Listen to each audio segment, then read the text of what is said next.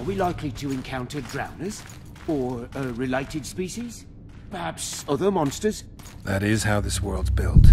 Sewers are infested with monsters.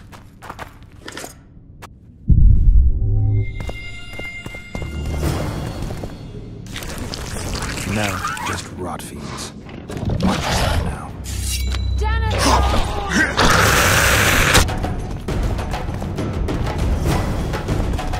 That about does it. I've kept my end of the bargain. I hope you'll keep yours. Sure.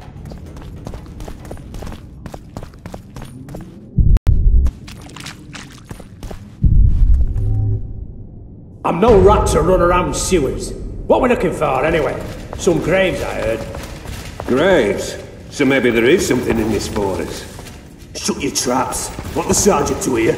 We've been deep shite. We've got company. Redanian bastards.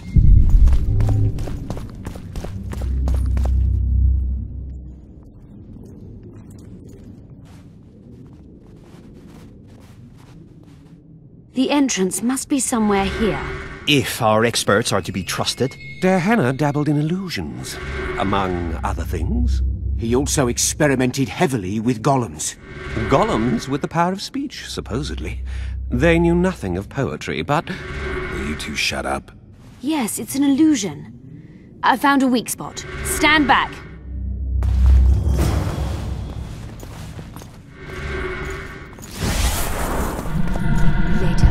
Later Elorn, Lisa Elorn, later Dia.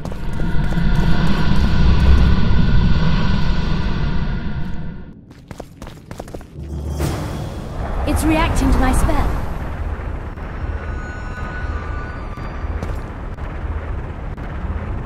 At times I'm caught. You can get my kind of feat. Though I have no needles, they say I am piercing. What am I? Careful with the answer. It could be a trap. Typical of Dearhenna. He was a genius with a penchant for mischievous jokes. Like a child. So a couple of adults, purported experts, should have no problem solving this. Indeed, it's trivial.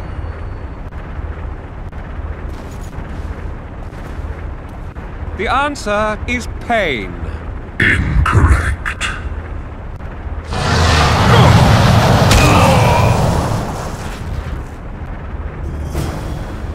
No! Impossible! So many years of research together. Why did we ever embark on this? We must go on. Let's get this over with quickly. I'm seen to fly, described as hard. I can be your currency and heal all wounds, but not many things can stand my test. What do you think? Just keep it serious this time. We don't need another corpse. I think it's a feather. Lifted high into the air by the wind, it can appear to fly. I was a mistress of riddles at the age of 10, but I've never heard of feather money or of fluff being a test of anything. The sun might work. It appears to fly, can be punishing. It's minted on Nilfgaardian florins, and surviving it in the Korath Desert is a man's ultimate test. Fits nicely. But what if it's death? A metaphor for death. Master Farid reveals his poetic soul. Touching. Too bad all the solutions are unlikely. What do you suggest? Time? The Redanian eagle? A toothless vampire? Perhaps the Witcher has a better idea. Time. Correct. It's going rather well so far. Not for everybody.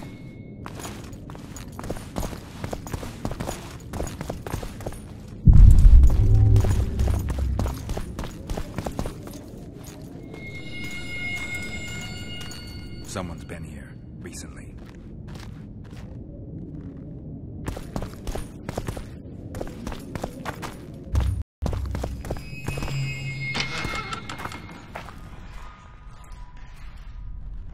Well, well. The competition's here.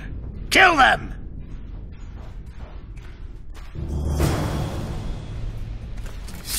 Meo Valia Sefine!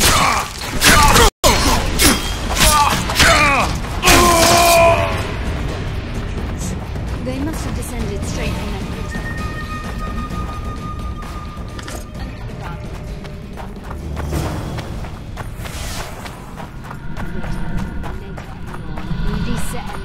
later, dear!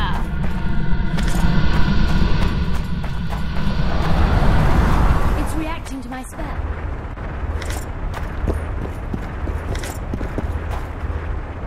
A group of travelers wandering through the dark. 3 guides above them, so 3 were marked. At night they trailed a drake serpentine and a silver lady shining and fine. If only her visage she would deign to unfold. By day they followed a mountain vault, its riches untold. Did I hear someone complain about the riddles being too easy?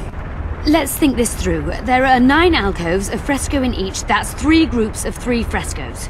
The riddle mentions 3 guides above the travelers. We must examine the frescoes, seek answers there. I'll advise you about the riddle, but I will not take part in disarming the device. I've got a bad feeling about this. What do you think of the first verse? I would say it describes a serpentine dragon swallowing its own tail, which represents infinity and thus time. The hourglass likewise symbolizes time. In this case, the time of the traveler's journey. I believe it's the dragon constellation. It would be visible at night. What's more, sources on alchemy invariably portray dragons as winged, and as an accomplished alchemist, Dearhenna would also be a competent astrologer. The verse must refer to the constellation. In alchemy, the winged serpentine dragon represents prime matter, an essential component in the process of alchemical transformation. The verse seems to indicate the allegory illustrating that transformation. It should be the dragon constellation. I shall take that one. What do you think of the second verse?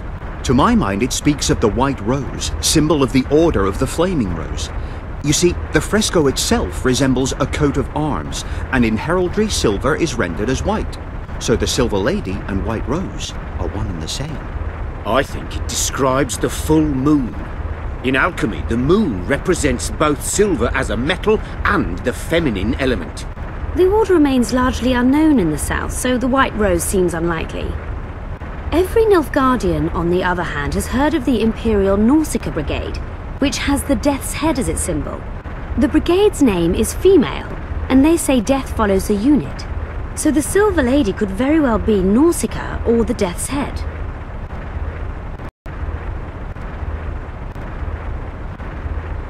It must be the White Rose. Allow me. What do you say to the third verse? It describes the precipice, the ravine amidst mountains. An ancient rule in alchemy states, as above, so below. The vault is the ravine into which the riches of the mountain flow. We must read the third line literally. To me, it suggests the Mahakam Mountains and its mines, from which dwarves and gnomes extract many ores that are invaluable to alchemists.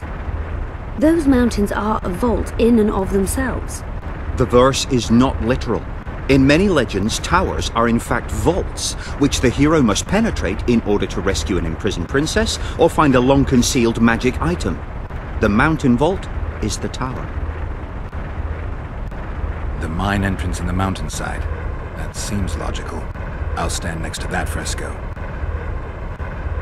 Let's see if we can solve this. Take your places. Count me out. I want to live. As you will.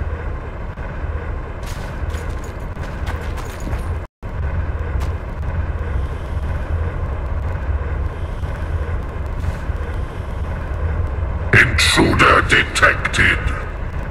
No!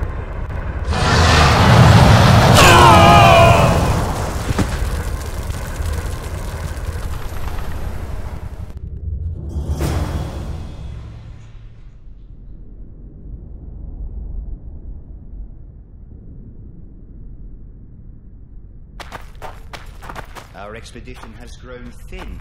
Such a shame.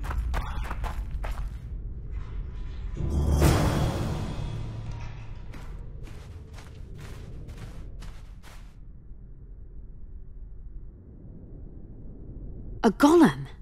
So Dearhenna's legend is true? It is no more than an obedient machine created to follow orders and kill. Not unlike our Witcher. So I guess we should get along famously. Hugh, what do you know about golems? I don't run into them in every forest, but any good bestiary describes golems at length, and I've read more than my share of those. Geralt, I'm not questioning your knowledge, but I should be the one to... Actually, you are questioning my knowledge. Listen, I know what I'm doing. I'll try to get it to reveal the word that'll deactivate it, or I'll just mess with its head. Break the code. So now we've got a burglar in our midst. Be my guest. Try. My intentions are good. As are mine. Know, however, that this may change. Dearhenna must have been pretty lonely if he gave you eloquence. The Master made me a guardian. Nothing less, nothing more. And you, provided you stand there, are a guest.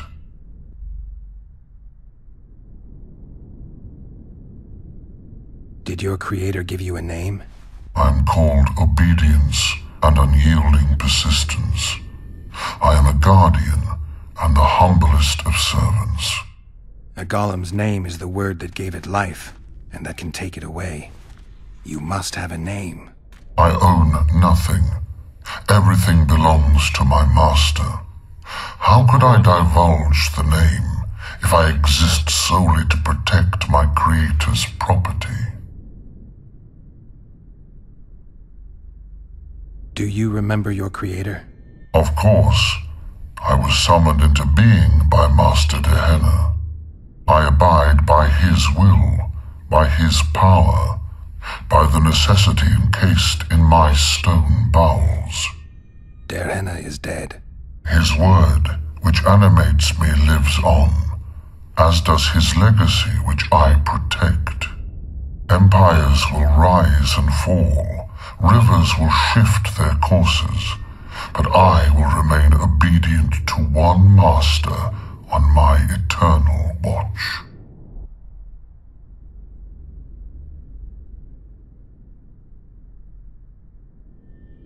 Dearhenna must have been an exceptional man. Can you tell me about him? I guard everything that belonged to the master, including his privacy, which he valued highly. I can tell you nothing. You're not an automaton. You're self-aware, and you think. You can make decisions. You're wrong. I am eloquent and can discern between guests and intruders. I can also deal with the latter. But everything I say and do is limited by my restrictive program. By the way, as an automaton, I am immune to all charms. Stop the intruders.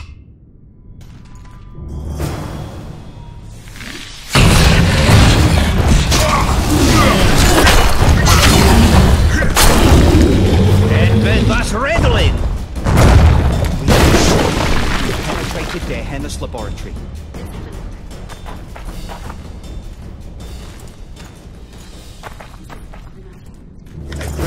Mentions bacteria strains. Maybe you'll get that promotion. Dearhenna's notes about the city's history. Dearhenna describes finding an important document about the Vrans. Dearhenna's notes from a trip he took to Zerrikania. Can you feel that? My medallion's vibrating. Another masking illusion. I'll try to disperse it. Later, Elorn. Elisa Elorn. Later, dear!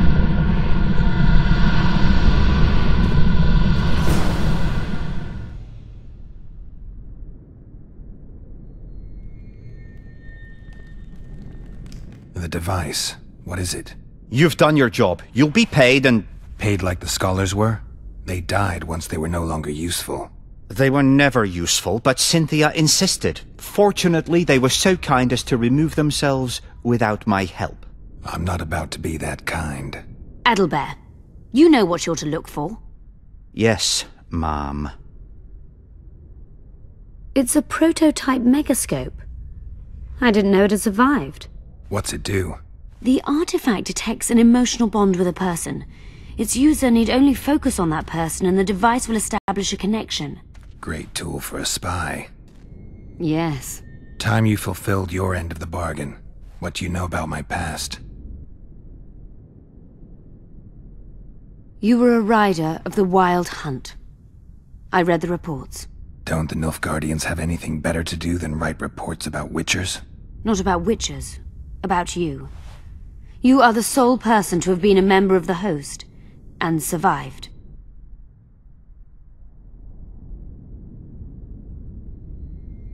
Anything else? Any detail you can give me would be useful. Don't trust Letho. You think I trust the people I hunt? He's your foe today, but he wasn't always. How do you know I knew Letho? I've read... The reports, I know. Why are you warning me about him? Because I like you. Is there anything to prove I was part of the Wild Hunt? Nothing. Apart from the fact that Nilfgaardian intelligence agents are drawn and quartered for lying in their reports. An enlightened nation indeed. You haven't the faintest notion how many people are interested in you. Very important people. Just because I survived? You're a former rider of the hunt, and you live. You may be the key to solving the mystery of the retinue, and they all know that. You must watch out for yourself. Let's say you've satisfied my curiosity. Well then, consider me glad to have satisfied a witcher, whatever the way. I'd like to try out the device. You realize that can only end badly. Cut in again and I'll put you in my report. You may use it, but just once. Giving state secrets away to a Nordling. Will you mention that in your report? You're sure to be named a commander one day, Adalbert. But until that happens, be a good boy and do your job. Article 22 of the Code is clear. Suspicion of treason is sufficient grounds to strip a commander of power. Article 1 of my personal code is equally clear. Traitors must be subjected to the most painful death possible.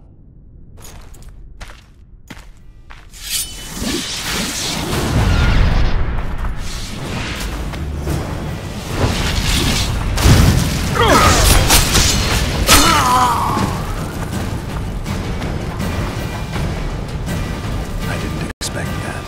Multiplication. Second year at the academy, all mages learn it.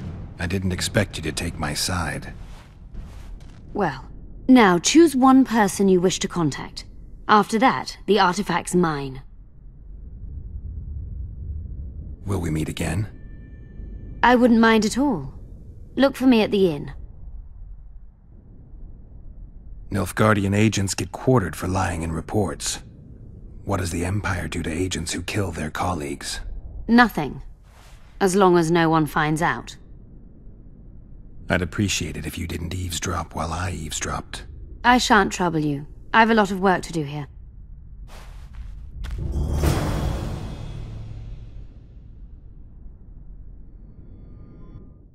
Your fate is in your hands, sorceress. My fate? You haven't asked a single question about me. Yet it is all up to you. Your situation is a comfortable one. Do not squander your chance. So, wish to tell me anything?